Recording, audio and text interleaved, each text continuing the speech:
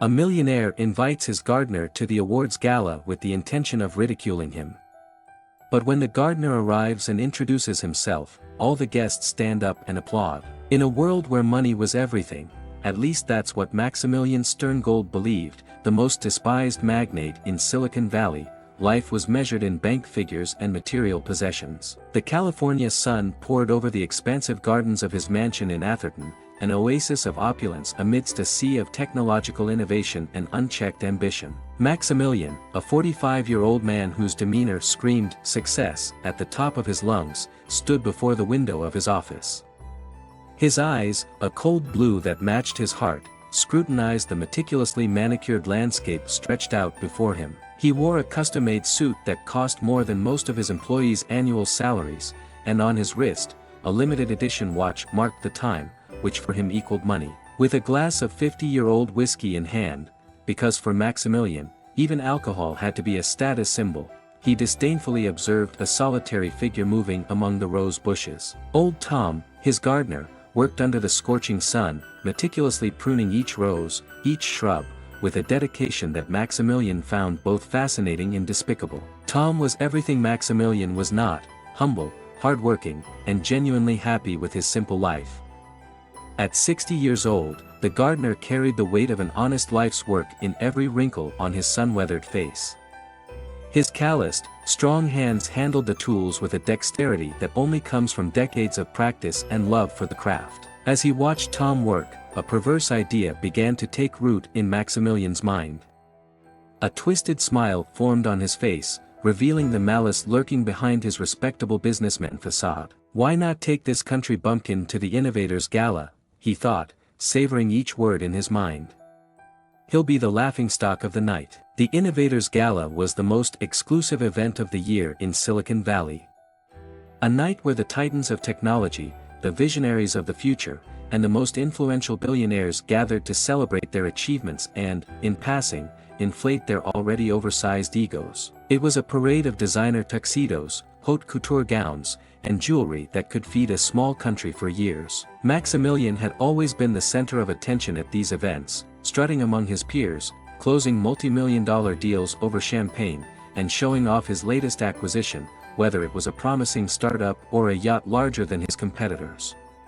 But this year, he thought, would be different. This year he would have an ace up his sleeve, a cruel joke that would elevate him above everyone else in the hierarchy of sophisticated malice that his circle so appreciated. Leaving his glass on the mahogany desk, Maximilian exited his office and headed to the garden.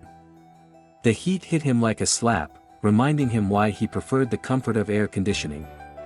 He approached Tom, who, upon seeing him, removed his straw hat and wiped the sweat from his brow with a worn-out handkerchief. "Good afternoon, Mr. Sterngold," Tom greeted with a genuine smile that irritated Maximilian.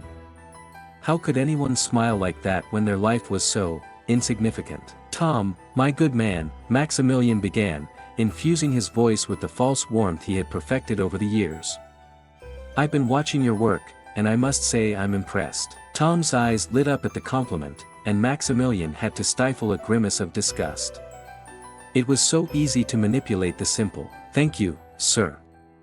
I do my best to keep the garden as you like it," Tom responded with evident pride in his voice. Maximilian nodded, pretending to appreciate it. "And that's why, Tom, I want to offer you something special. A reward for your hard work and dedication." Tom blinked, surprised. In all his years working for the Sterngolds, he had never received more than his weekly pay and perhaps an occasional Christmas bonus. "A reward, sir?" he asked, intrigued. "That's right," Maximilian continued, savoring each word. "As you may know, the Innovators Gala is held every year. It's the most prestigious event in Silicon Valley, where the brightest minds and the most successful entrepreneurs gather." Tom nodded, though it was clear he had no real idea what this event was. To him, galas and millionaires were a world as distant as the moon. "Well, this year I want you to accompany me," Maximilian declared, watching as surprise and disbelief mixed on the old gardener's face. "Me? To a gala?" Tom stammered, clearly overwhelmed by the proposal. "But sir, I don't know anything about technology or business. I wouldn't know what to do or say in a place like that. Maximilian suppressed a triumphant smile. Tom's insecurity was exactly what he was after. Nonsense, Tom. You'll be my guest of honor. Consider it an opportunity to see how the other half lives. Besides, I'm sure everyone will be delighted to meet the man responsible for these magnificent gardens. Tom looked at his calloused hands, then at his dirt-stained work clothes. That's very kind of you, Mr. Sterngold, but I have nothing appropriate to wear to such an event. Don't worry about that, Maximilian replied with a nonchalant gesture. I'll make sure you have a proper suit for the occasion. What do you say? Will you accept my invitation? There was a moment of doubt, an instant when Tom seemed to sense that something wasn't quite right about this sudden generosity. But the excitement of the opportunity, the chance to experience something so far removed from his daily life, outweighed any suspicion. It would be an honor, Mr. Sterngold, Tom finally replied, with a smile that lit up his wrinkled face. Thank you for thinking of me. The pleasure is mine, Tom, Maximilian responded, extending his hand for a handshake that would seal the deal. The gala is this Saturday. I'll make sure you get everything you need. As he walked away, leaving Tom in a mix of excitement and nervousness, Maximilian allowed the cruel smile he had been holding back to finally surface on his face. The game was on, and he was already savoring the victory. Back in the coolness of his mansion, Maximilian headed straight for his private bar. He needed another drink to celebrate the beginning of his master plan. As he poured himself another whiskey, his mind raced, anticipating every detail of the humiliation he was about to orchestrate. He picked up his phone and dialed a number. After a few seconds, a voice answered on the other end. Emilio, Maximilian said without bothering to greet, I need a favor. I want you to get a suit for my gardener. Something, eye-catching. The more out of place, the better. And make sure it's too big for him, got it? There was a pause on the other end of the line, as if Emilio, his personal assistant, was processing the strange request. Of course, Mr. Sterngold, Emilio finally replied. Any preference on color or style? Maximilian smiled to himself. Surprise me, Emilio. Just make sure it's something that will make everyone at the gala unable to look away, for all the wrong reasons. He hung up without waiting for a response. Emilio would understand. He always did. That's why he was invaluable to Maximilian, capable of carrying out even the most extravagant tasks without asking uncomfortable questions. With the plan in motion, Maximilian allowed himself to fantasize about how the night of the gala would unfold. He imagined Tom's entrance, awkward and out of place, wearing a ridiculous suit that would make him stand out like a sore thumb. He visualized the confused looks, the stifled laughs, the whispered comments behind champagne glasses. And at the center of it all, there would be him, Maximilian Sterngold, the architect of this cruel comedy. He would be the talk of the town for weeks, maybe months. Remember when Sterngold brought his gardener to the gala, they'd say. And everyone would laugh, admiring his audacity, his twisted wit. But there was more at stake than just an elaborate joke. For Maximilian, this was a statement. A reminder to everyone in Silicon Valley of who he really was.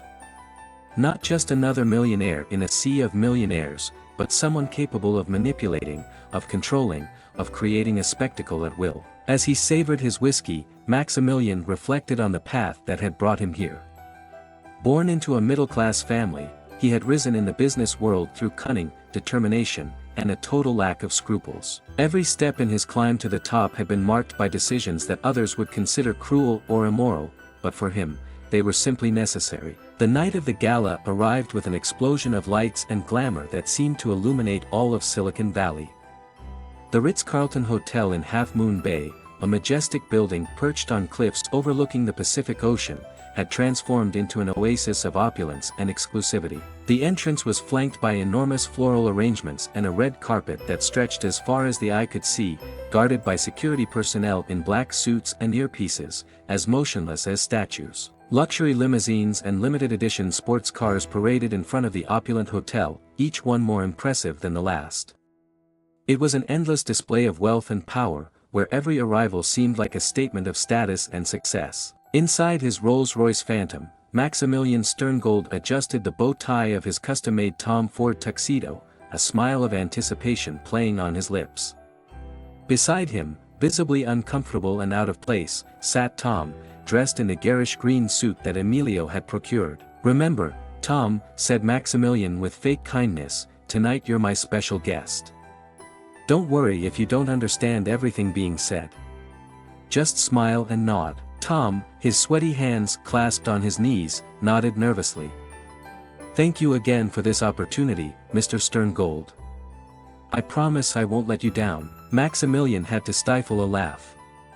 If only Tom knew that the only way he could avoid disappointing him was by being the laughingstock of the night. The Rolls-Royce stopped in front of the entrance, and a valet quickly rushed to open the door. Maximilian stepped out first, greeting the photographers with a practiced smile as they immediately began snapping photos. Then, with a theatrical gesture, he extended his hand to Tom to help him out. The moment Tom emerged from the vehicle was exactly as Maximilian had imagined. The flashes paused for a moment, as if the photographers couldn't believe what they were seeing. Then, with renewed enthusiasm, the cameras began firing rapidly. Blinded by the flashes and clearly overwhelmed by the attention, Tom stumbled slightly as he exited the car.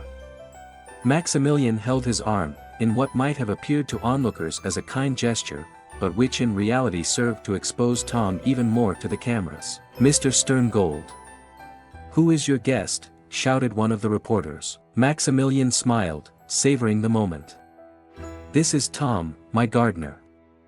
I thought it would be interesting to bring someone who really makes things grow, don't you think?" The murmurs and stifled giggles were immediate.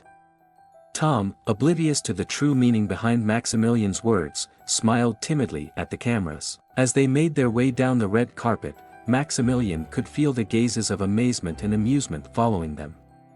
Celebrities, CEOs, and tech world personalities observed them with a mixture of confusion and barely concealed amusement. Upon entering the hotel lobby, the contrast between Tom's world and the gala's environment became even more apparent. Crystal chandeliers hung from the ceiling, casting a golden light over the guests who chatted animatedly, champagne flutes in hand. The women wore designer dresses that probably cost more than Tom's house, while the men seemed to be competing over who had the most expensive watch or exclusive cufflinks. Tom came to a halt, clearly overwhelmed by the scene. "Mr. Sterngold," he whispered, "I'm not sure I belong here." Maximilian suppressed a triumphant smile. "Nonsense, Tom. You're my guest. Come on, I'll introduce you to some friends." With a hand on Tom's back, Maximilian guided him toward a group of executives conversing near the bar. He recognized Jeffrey Blackstone, CEO of one of the most promising startups at the moment, and Sarah Chen, the feared venture capitalist known for her sharp tongue. "Maximilian," exclaimed Jeffrey, raising his glass in greeting. "We thought you'd missed the party, and miss all this fun." "Never," Maximilian replied, before turning to Tom. "Allow me to introduce my guest for the evening. This is Tom, my gardener." The silence that followed was almost tangible. Sarah Chen raised a perfectly arched eyebrow, while Jeffrey seemed to struggle to find the right words. "Your gardener?" Sarah repeated, her tone a mix of disbelief and amusement. "Indeed," confirmed Maximilian, relishing every second. "I thought it would be refreshing to bring someone who really has their feet on the ground, if you catch my drift." The laughter that followed was polite but clearly uncomfortable.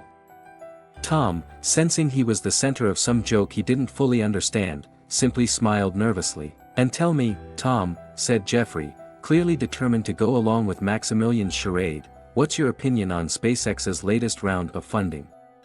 Do you think colonizing Mars is a sensible investment?" Tom blinked, confused. "Well, I don't know much about that, sir. But I suppose if they're going to grow something on Mars, they'll need good gardeners, right?" The response triggered another round of laughter, this time more genuine but no less cruel. Maximilian could feel the curious and amused glances directed at them from all corners of the room. His plan was working perfectly. As the night progressed, Maximilian made sure to introduce Tom to as many people as possible, each interaction more awkward than the last. He led him from group to group, from conversation to conversation, exposing Tom's ignorance on technology, finance, and Silicon Valley culture. At one point, they found themselves in front of Elon Musk, who looked at Tom with a mixture of curiosity and amusement. "So, Tom," said Musk, with a smile that didn't quite reach his eyes, "what do you think is the future of artificial intelligence in gardening?" Tom, sweating profusely under the lights and the unwanted attention, stammered a response. "Well, sir, I suppose if they could make a robot that pulls weeds without damaging the flowers, that'd be something, wouldn't it?" The response triggered laughter from the group surrounding them. Musk, for his part, seemed to consider the answer for a moment before nodding. "You know, that's not a bad idea. Maybe we should explore automated gardening on Mars." Maximilian, though entertained by the situation, felt a twinge of irritation. He didn't want Tom to receive any validation, however ironic. As the night wore on, the alcohol flowed freely, and inhibitions began to fade. The comments toward Tom became more direct, the laughter less concealed. Maximilian watched with delight as his plan unfolded, as Tom shrank further under the weight of the gazes and remarks. At one point, Tom excused himself to go to the bathroom. Maximilian watched him walk away, noticing how his shoulders slumped and his step was uncertain. For a moment, a flicker of doubt crossed his mind. Had he gone too far? But before he could dwell on the thought, he was approached by a group of investors who wanted to discuss his latest acquisition. Maximilian immersed himself in the conversation, Tom's fate temporarily forgotten amid discussions of mergers and acquisitions. Meanwhile, in the hotel's luxurious restroom, Tom looked at himself in the mirror, his reflection showing a defeated man. The bright lights highlighted every wrinkle on his face, every stain on his ill-fitting suit. For the first time that night, he was alone, without Maximilian's overwhelming presence or the mocking stares of the guests. Tom splashed water on his face, trying to regain his composure. What was he doing here? It was clear he didn't belong in this world of wealth and power. Every conversation, every glance, every stifled laugh reminded him that he was an intruder, a curiosity, a walking joke. As he dried his face with a hand towel softer than anything he'd ever touched in his life, Tom considered his options. He could simply leave, hail a cab, and return to the safety of his small home. But something inside him rebelled against that idea. He had given his word to Maximilian that he would attend the gala, and Tom was a man who kept his promises, no matter the circumstances. With a deep sigh, he straightened up, adjusted his bow tie as best as he could, and prepared to return to the ballroom. He might not belong there, but at least he could face the rest of the night with dignity. While Tom battled his insecurities in the bathroom, Maximilian was in his element. Surrounded by the powerful and the influential, he navigated conversations with the skill of a shark in infested waters. Every word, every gesture, every smile was calculated for maximum effect. "Maximilian," said a voice behind him, "I must say, your choice of guest tonight is certainly interesting." Maximilian turned to face Victor Zhao, his biggest rival in the tech world. Victor was everything Maximilian despised: brilliant, charismatic, and, worst of all, genuinely liked by his employees and colleagues. "Victor," Maximilian replied with a smile that didn't reach his eyes, "always a pleasure. What can I say? I like to keep everyone on their toes." Victor looked at him with an unreadable expression. "Is that what you're doing? Because from where I stand, it looks like you're humiliating a man who clearly has no idea why he's here." Maximilian's smile faltered for a moment. "Don't be so dramatic, Victor. I'm just showing Tom a world he would never have seen otherwise. Isn't that an act of generosity?" "Generosity?" Victor repeated, his voice laced with skepticism. "Is that what you call it? Because to me, it looks like you're using him as a prop to make yourself feel superior." Maximilian's eyes narrowed. "I don't need to feel superior, Victor. I am superior." Victor shook his head.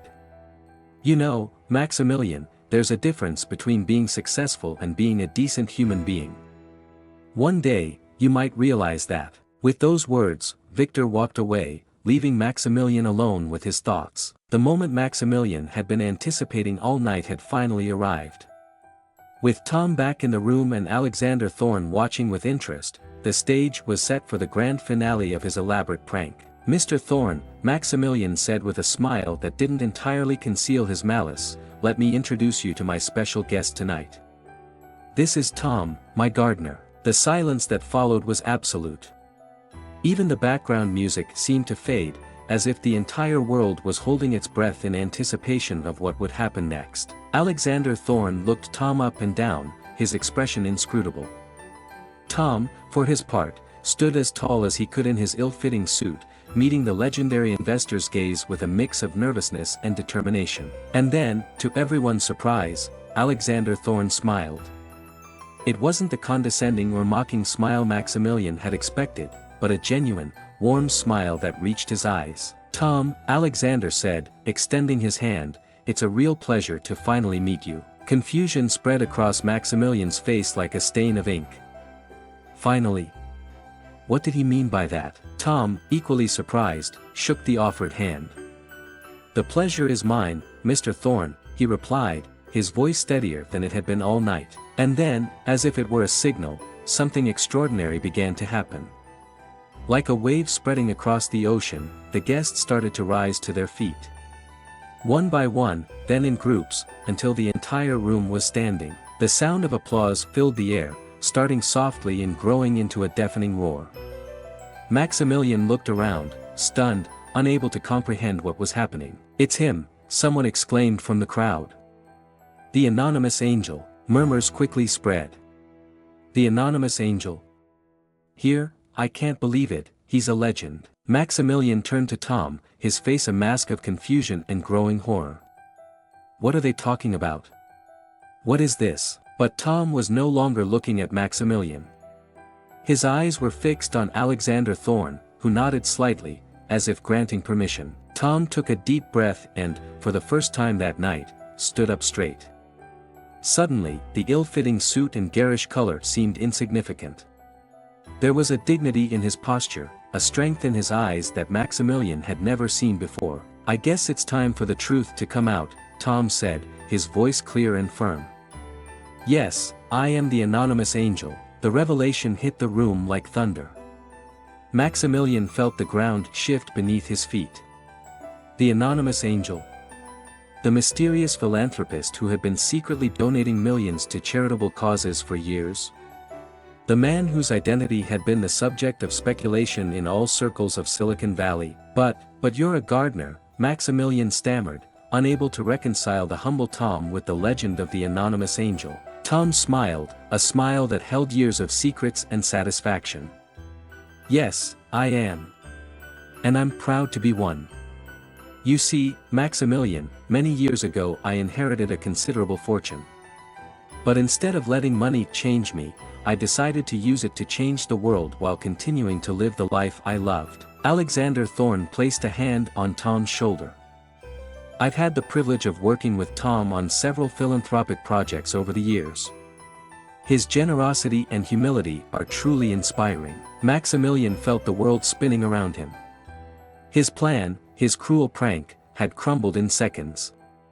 Worse still, he had become the laughingstock, the villain of the story. The guests began to approach, eager to meet the legendary anonymous angel. CEOs, celebrities, and philanthropists, those who had looked down on Tom just hours earlier, were now vying for his attention. Mr. Holloway, said a famous actress, your donation saved the arts center in my hometown. I can't thank you enough. Tom, interjected a well-known tech entrepreneur, the funds you provided for clean energy research are game-changing. It's an honor to finally meet you. As the praises and thanks continued, Maximilian found himself retreating, moving away from the spotlight. His mind raced, trying to process what was happening. How could he have been so wrong? How had he not realized? Tom, for his part, accepted the thanks with grace and humility.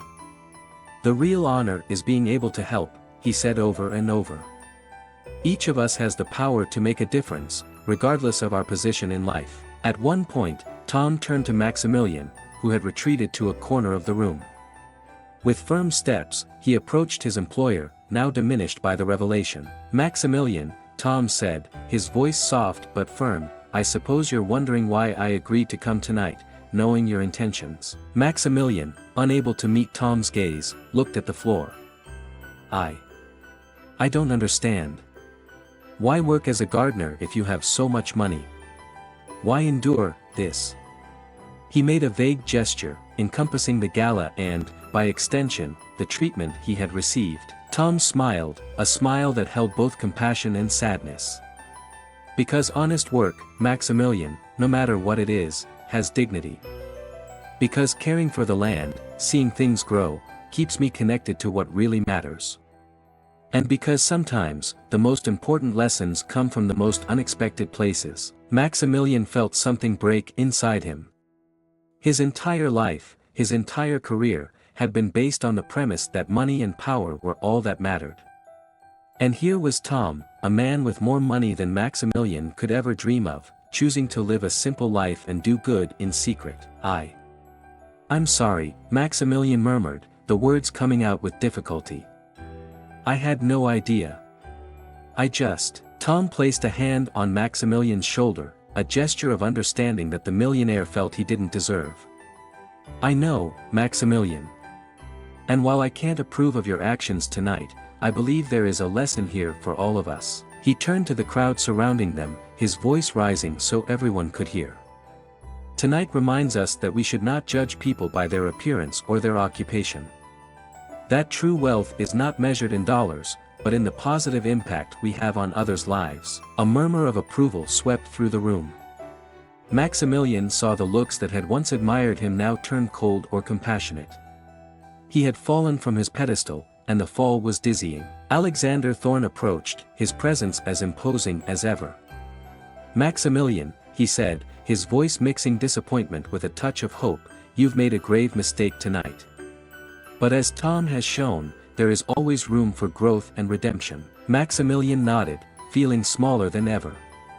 I don't know where to start, he admitted. Tom, ever the gardener, smiled. Sometimes, Maximilian, the best thing to do is to start by pulling out the weeds and preparing the ground for something new. How about you help me in the garden tomorrow? We could have an interesting conversation about the future. The offer, so simple yet so profound, left Maximilian speechless.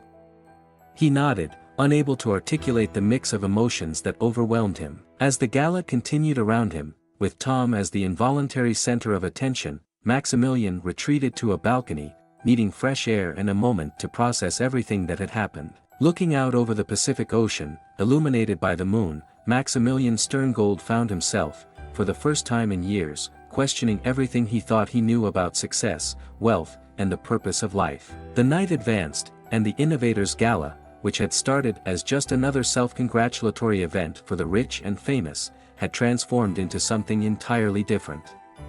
The revelation of Tom's true identity had triggered a wave of reflection among the attendees. In small groups, the guests discussed philanthropy, social responsibility, and the true meaning of success. CEOs who normally competed fiercely were now talking about how they could collaborate on charitable projects. Investors who used to measure everything in terms of return on investment were now considering how they could use their wealth to create a positive impact on the world. Tom, for his part, moved among the groups with a grace and wisdom that contrasted sharply with his previous behavior. No longer the awkward and out-of-place gardener, he was a man whose simplicity and humility elevated him above the ostentation surrounding him. Mr. Holloway, a young entrepreneur asked, how do you decide which causes to support? There are so many needs in the world. Tom smiled, his face illuminated by the passion he felt for his philanthropic work. That's an excellent question. You see, my approach has always been to look for areas where a relatively small intervention can have a multiplying effect. Sometimes it's as simple as providing access to clean water to a community, which in turn improves health, allows children to attend school instead of walking miles to fetch water, and frees up time for adults to engage in productive activities. The young man nodded, fascinated. It's amazing how something we take for granted can have such a big impact. Exactly, Tom continued. And that's the beauty of well-thought-out philanthropy. It's not just about giving money, but about identifying the leverage points where a little help can trigger positive systemic change. Meanwhile, on the balcony, Maximilian continued to wrestle with his thoughts. Years of ruthless ambition and the belief that the ends justified the means were crumbling before his eyes. Tom's revelation had not only exposed his cruelty but also highlighted the emptiness of his own existence. Victor Zhao, his former rival, approached him, offering a glass of water instead of the champagne flowing freely in the hall. "An interesting night, don't you think?" Victor said, his tone surprisingly free of mockery. Maximilian took the water, grateful for the simplicity of the gesture. "Interesting is an understatement," he replied, his voice hoarse. "I've been a fool, haven't I?" Victor leaned on the balcony railing, his gaze lost on the horizon. "We all make mistakes, Maximilian. The question is, what do we do after we recognize them?" Maximilian was silent for a moment, considering the question. "I don't know," he finally admitted. "Everything I believed, everything I worked for, suddenly seems so empty." Victor nodded understandingly. "You know, when I started in this business, I was like you. I thought success was measured in dollars and cents, in how many competitors I could crush. But then," he paused, as if deciding whether to share something personal. "Finally," he continued, "my younger sister was diagnosed with a rare illness. Suddenly, all the money in the world couldn't buy the one thing that really mattered, her health. That's when I started to reevaluate my priorities." Maximilian looked at Victor with new eyes. He had always seen his rival as a threat, someone to surpass. He had never stopped to think of him as a human being with his own struggles and lessons. "What did you do?" Maximilian asked, genuinely interested. Victor smiled softly. "I began investing in medical research. Not just for my sister's illness, but for a variety of underserved conditions. I found that using my success to make a real difference, well, it's the greatest satisfaction I've ever experienced." Maximilian nodded slowly, processing the information. "But how do you balance that with the demands of business? With the need to grow and compete?" Victor smiled. "That's the secret, Maximilian. They're not mutually exclusive. In fact, I've found that the more we focus on creating a positive impact, the more successful we become in business. Employees are more motivated, customers are more loyal, and innovation opportunities multiply." As they talked, Tom approached the balcony. His presence, once ignored or ridiculed, now radiated a calm authority. "Gentlemen," Tom said with a kind smile, "I hope I'm not interrupting." "Not at all," replied Victor, making space for Tom to join them. Maximilian, still struggling with his embarrassment, could barely meet Tom's eyes. "Tom, I don't know what to say." Tom placed a hand on Maximilian's shoulder, a gesture of understanding that the millionaire felt he didn't deserve. "Sometimes, Maximilian, it's not necessary to say anything. What matters is what we do from now on." The three men stood in silence for a moment, gazing at the starry night over the Pacific Ocean. It was Maximilian who finally broke the silence. "How do I start?" he asked, his voice barely a whisper. "How do I fix all the damage I've caused?" Tom smiled, his face illuminated by the wisdom of years of quiet service. "As I said before, we start by pulling out the weeds and preparing the ground for something new. We can't change the past, Maximilian, but we can plant the seeds for a better future." Victor nodded, adding, "And you don't have to do it alone. There's a whole community here ready to help, guide, and collaborate on projects that truly matter." Maximilian looked at the two men, feeling a mix of humility and hope he had never experienced before. I'd like that. To learn, to help, to do things differently." Tom smiled broadly. "Then how about we start tomorrow in the garden, as I suggested? There's something deeply therapeutic about working the land, about seeing your efforts bear fruit, literally." For the first time that night, Maximilian smiled genuinely. "I'd love that, Tom. I think I have a lot to learn from you, from both of you," he added, looking at Victor. As the three men returned to the hall, the atmosphere had changed noticeably. The ostentation and competitiveness had given way to sincere conversations about social responsibility, sustainability, and the true meaning of success. Alexander Thorne, observing from a corner, smiled with satisfaction. He approached the trio, his presence commanding immediate respect. "Gentlemen," he said, his voice laden with wisdom and experience, "I believe tonight marks the beginning of something extraordinary. Tom, your revelation has not only exposed your incredible generosity but has catalyzed a shift in mindset that was much needed in our community. Tom bowed his head with humility. I just did what I believed was right, Alexander. And that, my friend, is precisely what makes you extraordinary, Alexander replied. Then, turning to Maximilian, he continued, young man, you have made mistakes, that is true. But the true character of a person is revealed not in their falls, but in how they rise after them. Maximilian nodded, feeling the weight of the words. I'm ready to learn, to change. Alexander smiled. Then let me make a proposal. How about we form a coalition? An alliance of business leaders committed not only to financial success but to positive social impact. Victor nodded enthusiastically. Count me in. I believe that together we can achieve much more than competing against each other. I'd like to be part of this too, said Maximilian, his voice gaining confidence. I have much to make up for, and much to learn. Tom, ever the philosophical gardener, added, and remember, every great forest begins with a small seed. What we're planting here tonight has the potential to change not only Silicon Valley but the world. As the gala came to an end, the guests left with a new perspective. The story of the anonymous angel, the millionaire gardener who had dedicated his life to helping others in secret, would spread like wildfire in the following days, inspiring others to reconsider their priorities and the true meaning of success. Maximilian Sterngold, the man who had come to the gala with the intention of humiliating his gardener, left with a lesson in humility and a new purpose in life. The next morning, as promised, he showed up in the garden, ready to work alongside Tom. As they dug the soil and planted new seeds, Maximilian realized they were doing much more than tending a garden. They were planting the seeds of their own transformation and, with it, the transformation of an entire community. The story of the millionaire and the gardener would become a legend in Silicon Valley, a reminder that true wealth is not measured in dollars but in the positive impact we have on the lives of others. And thus, in a garden in Atherton, among rose bushes and butterflies, a silent revolution began that would forever change the face of capitalism.